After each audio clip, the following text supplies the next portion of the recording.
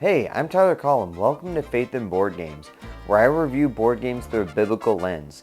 Today we're going to be taking it one season at a time in the cozy town of Everdell. Everdell is a family strategy board game about placing workers in order to be able to build your city.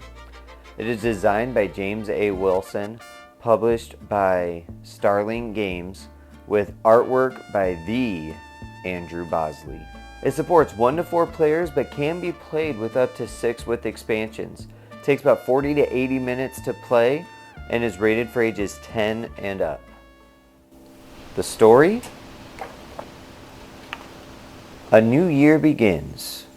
Within the charming valley of Everdell, beneath the boughs of towering trees, among meandering streams and mossy hollows, a civilization of forest critters is thriving and expanding. Ever since famed adventurer Corin Evertell discovered the hidden realm long ago, the citizens have prospered under the shelter of the enduring Evertree. From Everfrost to Bellsong, many a year have come and gone, but the time has come for new territories to be settled and new cities established. You will be the leader of a group of critters intent on just such a task. There are buildings to construct, lively characters to meet, events to host. It will be a busy year. Will the sun shine brightest on your city before the winter moon rises? Prepare to be enchanted by the wondrous world of Everdell. Once you are here, you might not ever want to leave. How do you begin construction of your city? Let's head to the rules rundown to find out. In order to begin construction of your city, you must first set up the main city of Everdell. First, place the board on the table and place the Evertree on the stump at the top of the board. Next, place the twigs, resin, pebbles, and berries in piles along the bank of the river. Place the tokens and occupied tokens near the game board. Now shuffle up the forest cards and place 3 of them on the forest clearing if playing with 2, or 4 if playing with more. Place the 4 basic event tiles along the river. Then shuffle the special event cards and place 4 special events on the lower branches of the Evertree. Shuffle the main deck and randomly place 8 cards face up in the meadow. Place the remaining deck under the Evertree. Each player chooses a color, grabs 2 workers, and places the other workers on the denoted spaces on the Evertree. The first player draws 5 cards from the deck, the second draws 6, the third draws 7, and the fourth draws 8 cards. The most humble player goes first. Have fun deciding that one. Now we are ready to begin crafting our city in an attempt to earn the most points before winter sets in. Players will do this by taking one of 3 actions on their turn. The first action is placing a worker in order to gain the necessary supplies to grow your city. There are several possible placements for your workers with either closed circle exclusive spaces, which only allow 1 worker, period, or open circles which are available for any number of workers.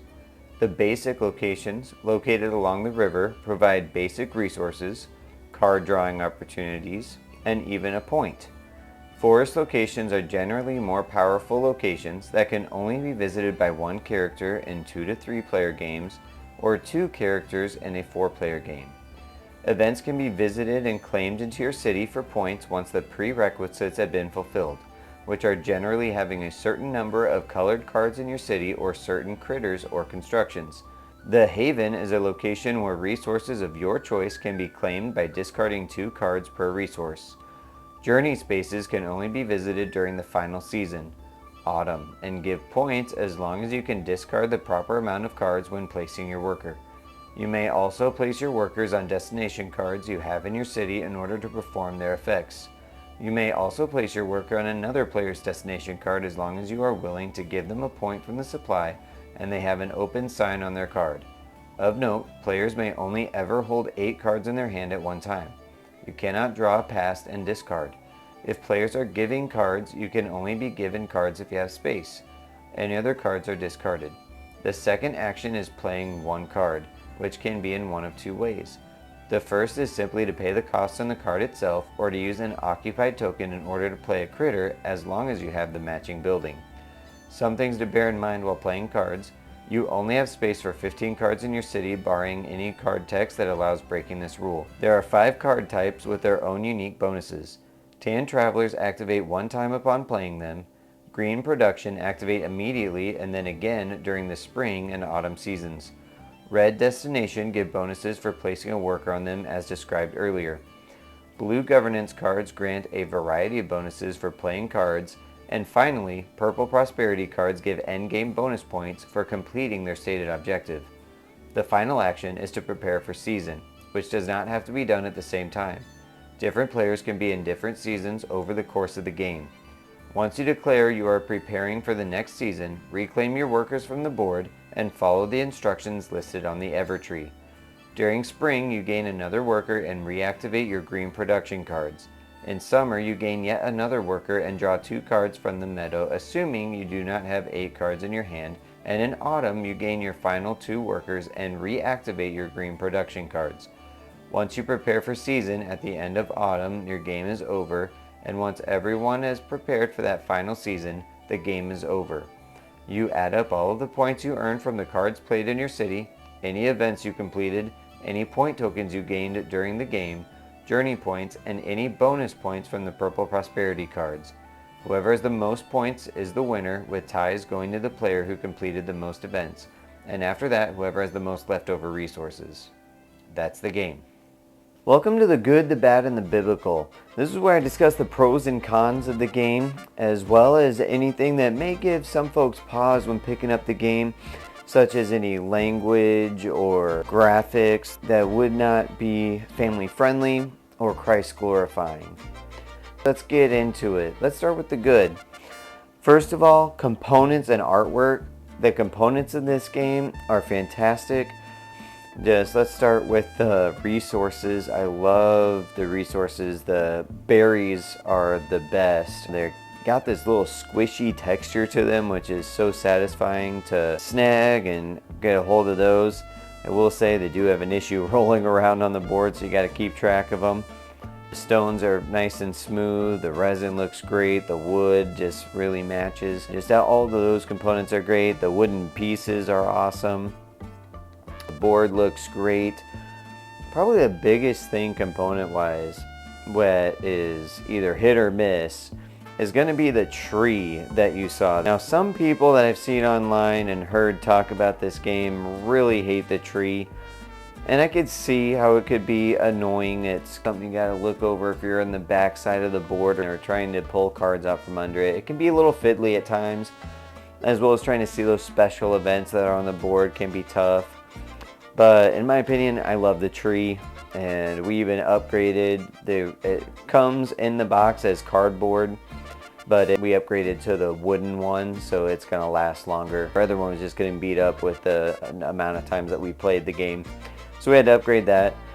Some other things to note as far as components: the wooden meeples that you play with, your character pieces, they come as just solid colored wood, and the stickers that are on there was actually from an upgrade kit that we had purchased, as well as the card sleeves that are in the game. A company produced their own sleeves as well in an upgrade kit, and we had purchased that as well. The occupied tokens, we got the upgraded wooden ones. They come as just cardboard pieces in the box, as well as the point pieces. We got the upgraded metal pieces.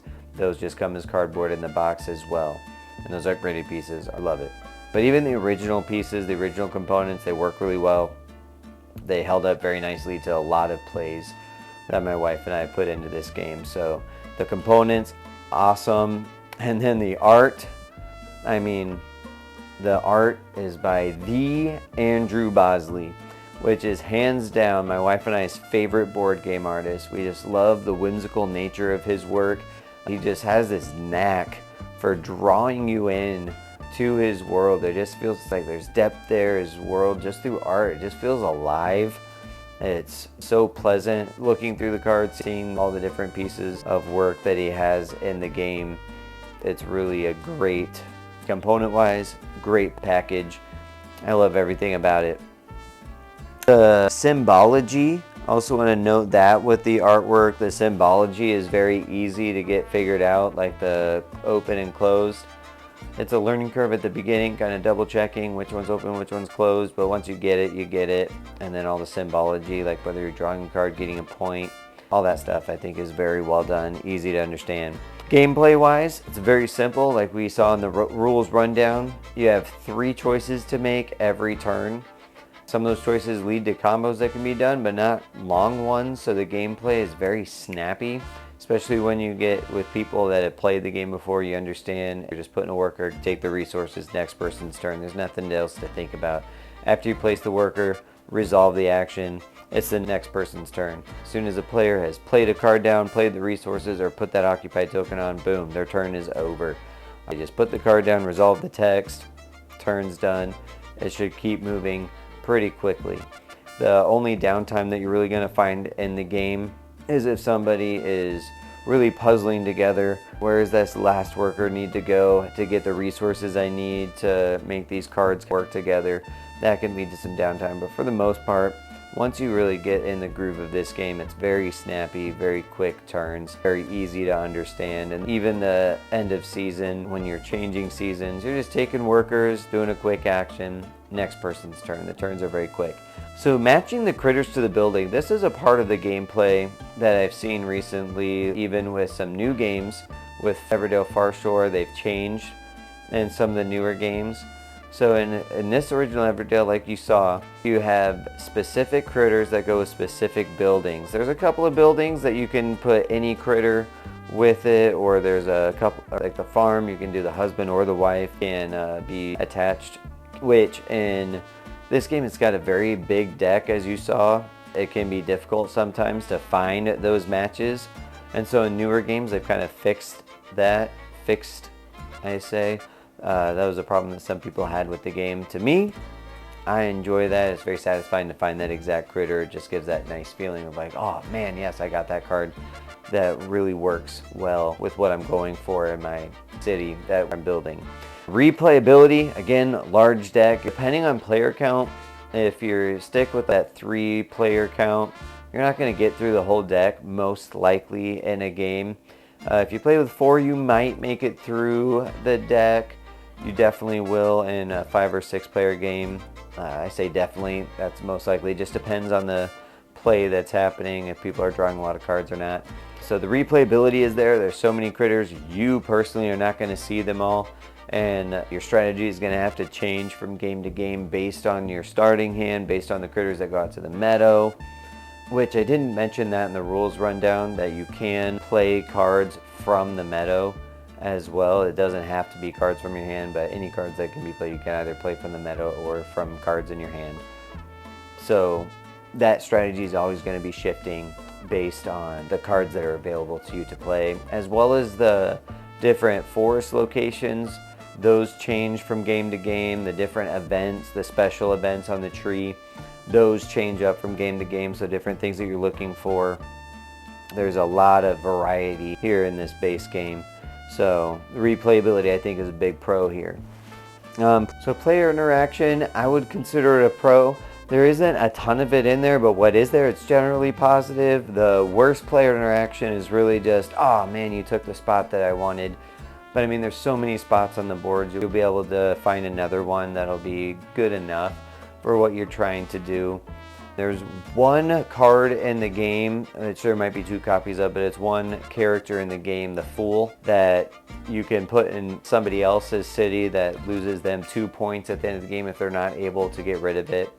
Which it is nice, there are cards in the game that you can play that will get rid of a character like that out of your city. Otherwise, I mean, there's cards that you are giving resources to other players. You're never stealing resources from other people.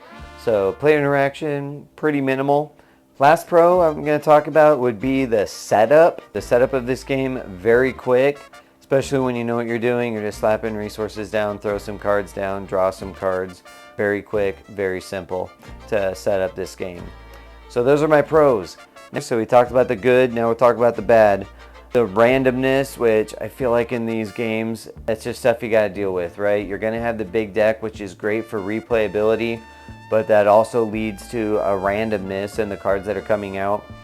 Sometimes one player will just be drawing all the cards they need that work perfectly with the strategy that they're going with, while somebody just might be waiting for a while to get the card that they need, which might kind of mess them over during the game.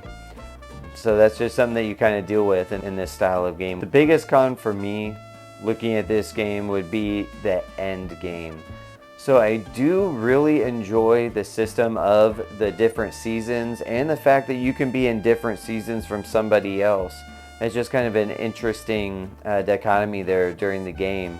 However, what that can lead to is the fact that the game doesn't end at the same time for everybody either. That last season, somebody might be screaming through the game, finish up their game, while somebody else is still just getting to autumn. And so that person that finished their round, they're going to be just chilling there while another player is finishing the whole season of the game.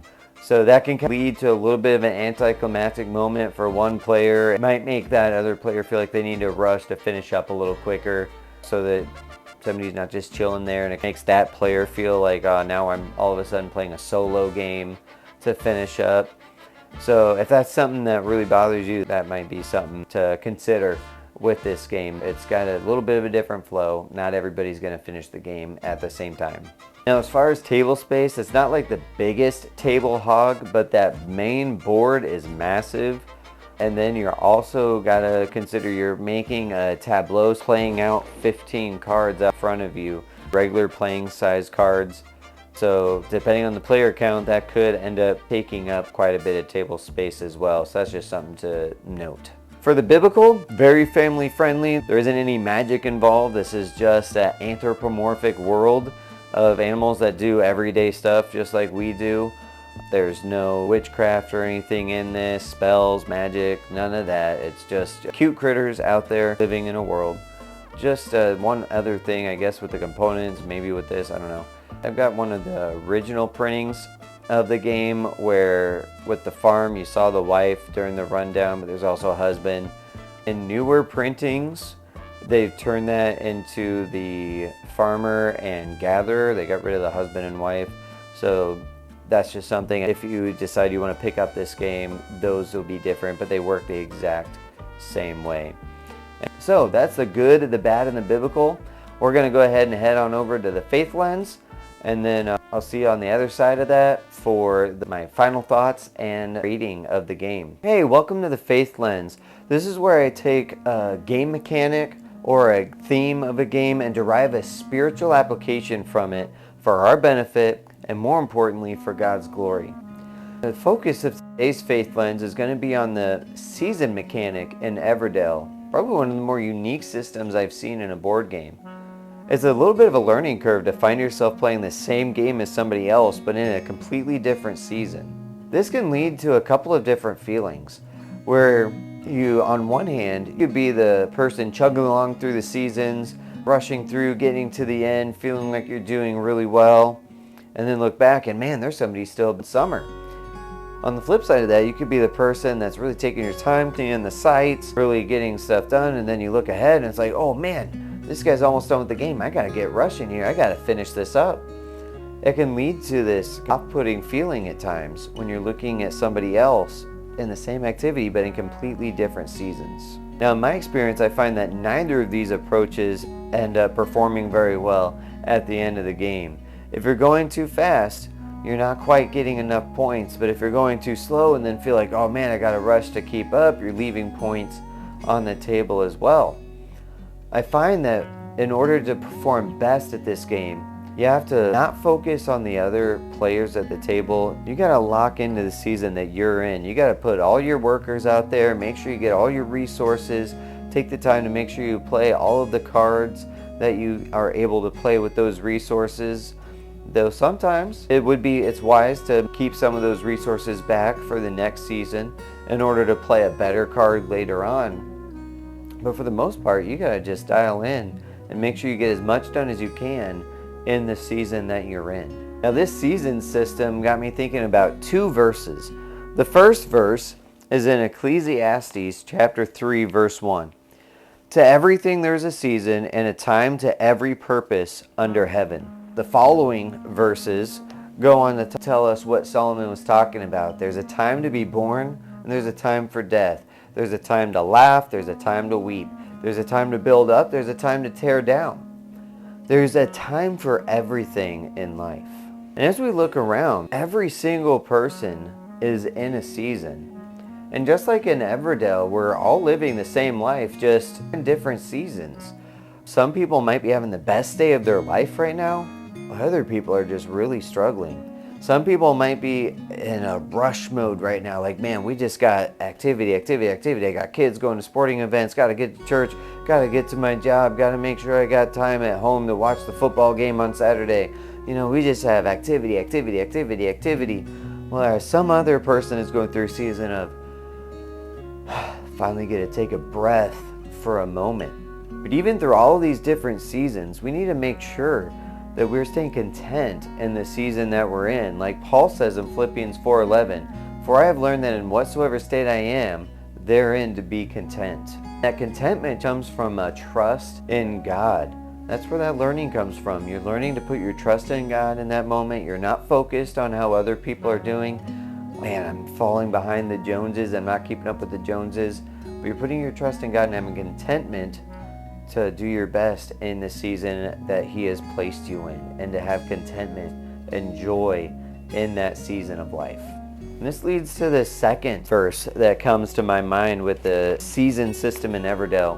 In 2 Corinthians chapter 10, verse 12, Paul says this, "For we dare not make ourselves of the number, or compare ourselves with some that commend themselves, but they measuring themselves by themselves, and comparing themselves among themselves are not wise." So this tongue twister of a verse, what it's coming down to is it has the same 2 points, that same 2 conundrums that we see in our season system of Everdell, where you can find yourself doing really well, getting to the end of the seasons, looking back and be like, man, I killed it this game. I made it to the end. Man, that person's still struggling back in the first season. What are they doing? And you can have that looking down on somebody because you're doing really well in your life. And on the flip side of that, you can be the person that's really struggling in life. You're trying to get to that next phase of life, but man, it's just a grind. It's tough to get there. And you look up at somebody else that looks like they're doing really great, and you fail to see the burdens that they find themselves under. And all you see is somebody that looks like they've made it. They've got the wealth, they've got the job, they've got the house that you would want. They're seemingly living the life that you want. And you find yourself comparing yourself with people, whether up or down. And what tends to happen when we start comparing ourselves is we stop caring about others. We find ourselves failing to follow what God has told us in Philippians 2:3. "Let nothing be done through strife or vainglory, but in lowliness of mind, let each esteem others better than themselves." Romans 12 puts it this way, "Be kindly affection one to another with brotherly love, in honor, preferring one another." Romans 12:15 says to rejoice with them that do rejoice, and weep with them that weep. What these verses are saying is that even as we go through these different seasons of our life, whether we're struggling, whether we're doing well, let's not lose that caring for others. I'm not going through this season of life trying to push myself past somebody else. I'm not trying to pull somebody else down or look at somebody else that's doing better than me in a negative way. We need to make sure that everything that we're doing is being done to God's glory and with a mindset of putting others first. Don't compare yourself amongst each other. Care about each other. Now, don't get this twisted. We need to be content in the season that we're in, but that doesn't mean that we don't do our best. Ecclesiastes 9:10 says this, "Whatsoever thy hand findeth to do, do it with thy might. For there is no work, nor device, nor knowledge, nor wisdom in the grave whither thou goest." God is calling us to give our wholehearted effort in whatever season that we're in. No matter how hard it is, no matter how easy it seems to be, God wants us to give everything we've got to do our best in whatever season that we're in. So in closing, we want to make sure that we are making the most of whatever season that we're in. We need to recognize that we're not all in the same season, and that we shouldn't use that as an excuse to compare ourselves amongst each other, but instead to use that as an opportunity to care about one another and to make sure that we are doing our best to fulfill God's purpose that He has for us in this season that we're in. Well, that's going to do it for our Faith Lens this week. See you in a sec for my final thoughts and rating. So Everdell is one of the first games that my wife and I bought ourselves when we first got into the hobby of board gaming. It was definitely the first game that we went into the store, we bought it, we had been hearing a lot of good things about it from other board game channels, and everybody that we saw, it was very highly regarded game. And so we went in, we got it, it looked amazing, we liked the theme, so we're going to have fun with this game. So we bring it home, we play it for the first time, and we played horribly. It was bad. I think we got like 20 points. We got like 6 or 8 cards played into our tableau, and we were just, this game blew our poor little new gamers' minds at first. And it was not good. And we played it a couple more times after that, and we still were getting like the 20s, the 30s. We're like, man, this might not be for us. But then we played it one more time. And at the end, I'm adding up all my points, and I end up with like 50 something points. And I'm just like, this is it. My wife is never going to play games with me again. This is going to crush her spirit. She's over here getting 25, maybe 30 points, and I'm like almost at 60. I'm blowing her out of the water. As I turn the phone around to show the final score, I find that she beat me by 3 points. It was like she had 58, I had 55 or 53, something like that, but the point of the matter is that she beat me. I'm like, what in the world? We both clicked at the same time with the game, and that's been the story of my life with her. I'm the one that likes to do the collecting, likes getting into the games, and she just comes in to beat me at the table. That's how it works. I've accepted it at this point. So that was our opening experience with Everdell. And since then, we've really gotten in the groove with it. We can get a bunch of points at it. Or we just continue to improve and continue to grow in how much we enjoy this game together. In a sense, at this point, it's become a favorite of ours and a favorite memory of ours about our jumping on point into the board game hobby. Now, this game, like I've said before, absolutely love the art, absolutely love the gameplay, really enjoy the matching of the animals with their own little homes. And like I said, a lot of expansions have fixed that, especially the big one I've heard is this new Far Shore and this new line of games of Everdell. I haven't played that. I want to. Let me know down in the comments if you have had experience with that game, and I'd love to hear your thoughts on any of the differences with Everdell to Far Shore. So that's probably the most divisive thing. I mentioned the tree in the overview. Some people don't like it, but to me, I got a tree on my table. I love it. I love that tactile part of the hobby. Anything that's big and flashy on the table. Especially my wife and I are generally playing 2-player games, so we don't have to reach around it very much. So that really works for us. And if you don't like the tree, it's very easy to just play without it.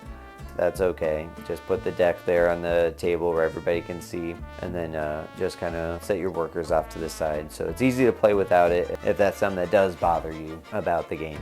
The resources that come in the box, basically deluxe, that is fantastic. Like I mentioned in the Good, the Bad, and the Biblical, the only difference from the game you would receive would be the cards, the stickers, the wooden occupied tokens, and the metal tokens. Everything else is as it would be when you receive the game, and it's just great production, great quality. Very much love that. So at the end of the day, this game for us, it's great memory, it's got great gameplay, it's held up over the years.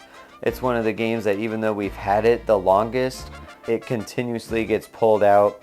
There are some parts of the game that probably could get nitpicked that have been improved on in expansions. But you know what? I'm not going to nitpick it. This game, for me, it's a 10 out of 10. It's a favorite, and it's not going away anytime soon. Thank you so much for watching Faith and Board Games. I'm Tyler Collum.